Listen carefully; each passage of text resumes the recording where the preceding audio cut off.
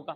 اور آج حقیقت میں یہ بھی ایک قیامت کی بڑی نشانی ہے، سچ بولنے والوں کے علماء کی تعداد کم ہو جائے گی اور جھوٹ پہ اپنا سکہ جمانے والے علماء کی تعداد زیادہ ہو جائے گی۔ یہ آج حقیقت ہے، جو اپنے جھوٹ بول کر اپنا سکہ جما رہے ہیں ان کی تعداد زیادہ ہے، اور جو سچ بول رہے ہیں ان کی آواز کو پست کیا جا رہا ہے۔ تو میں کہتا ہوں آواز اگر پست بھی ہو آپ کی تو پھر پست آواز میں بھی آپ اپنی آواز کو بلند کوشش کرو، بلند کرنے کی۔ اعلیٰ حضرت سے جب یہی پوچھا گیا تو اعلیٰ حضرت نے فتاوی رضویہ کے اندر لکھا ہے، وہ کہا کہ یہ سوال صرف یہ شخص نہیں کر رہا ہے، اس کے بعد، اس کے گزرنے کے بعد جو لوگ آئیں گے ان کے من میں بھی یہ سوال ہوگا کہ ہم مزارات پہ کیسے حاضر دیں۔ اعلیٰ حضرت نے کہا اگر مزار میں اتنی وہ ہے، اگر مزار کے اندر اتنی وسعت ہے، جگہ خوب ہے، تو کہا کم سے کم اتنا تو ہو کہ وہ 2-3 ہاتھ یا 4 ہاتھ پیچھے ہٹ جائے اور وہاں پھر دعا کرے۔ اور کہا کہ بالاتفاق قبر کو سجدہ کرنا، مزار کو سجدہ کرنا بالاتفاق حرام۔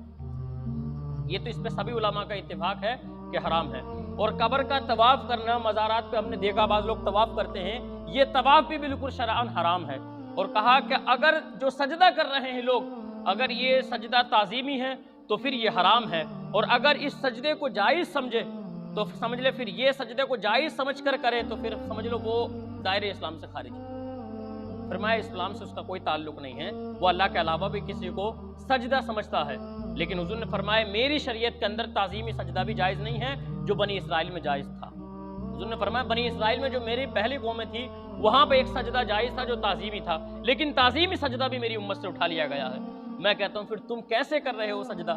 تم کیسے آج سجدے میں گر جاتے ہو؟ اعلیٰ حضرت کی بارگاہ میں جب ایک شخص آیا، آنے کے بعد اس نے سجدہ کیا تو اعلیٰ حضرت اتنے ناراض ہو گئے اور آنکھوں سے آنسو آ گئے۔ کہا کہ تم نے یہ کیا کیا؟ ایک دم رنجیدہ ہو گئے، رونے لگے، ایک دم افسردہ ہو گئے۔ کہا تم نے یہ کیا کیا؟ تو کہا کہ حضور آپ اتنے مقدس ہستی، میں نے سجدہ کر دیا، میں آپ کا مرید نہیں ہوں۔ تو کہا کہ کاش تو سجدہ نہ کرتا اور اپنی جیب سے نکال کر ایک خنجر میرے سینے میں مارتا تو میں برداشت کر لیتا، لیکن تو نے سجدہ کر دی، تو نے بہت غلط کیا۔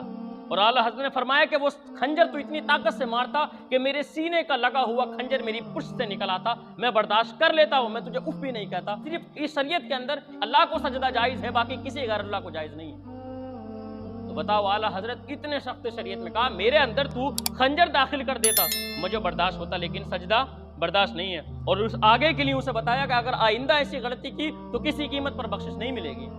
یا اعلیٰ حضرت کی زندگی، تم کہتے ہو یار آج جو لوگوں نے دکان کھول رکھی ہے، میں اکثر بولتا ہوں تو تم کہتے ہو کہ یار ان کے لیے سجدہ کرنے میں کوئی پریشانی کی بات نہیں ہے، یہ بڑی بڑی ہستیاں ہیں۔ میں کہتا ہوں اعلیٰ حضرت سے بڑی ہستی تو کیا ہو سکتی ہے؟ ہمارے 14ویں صدی کے جو بزرگان دین ہیں، جو عالم ہیں، میں 14ویں صدی کے سب سے بڑا عالم اور سب سے بڑے بزرگ اعلیٰ حضرت کو ہی مانتا ہوں۔ کوئی چیز کو تسلیم کرے نہ کرے مجھے مسلم ہے، 14ویں صدی کے سب سے بڑا عالم اور سب سے بڑے مجدد اور بزرگ اعلیٰ حضرت ہی ہیں۔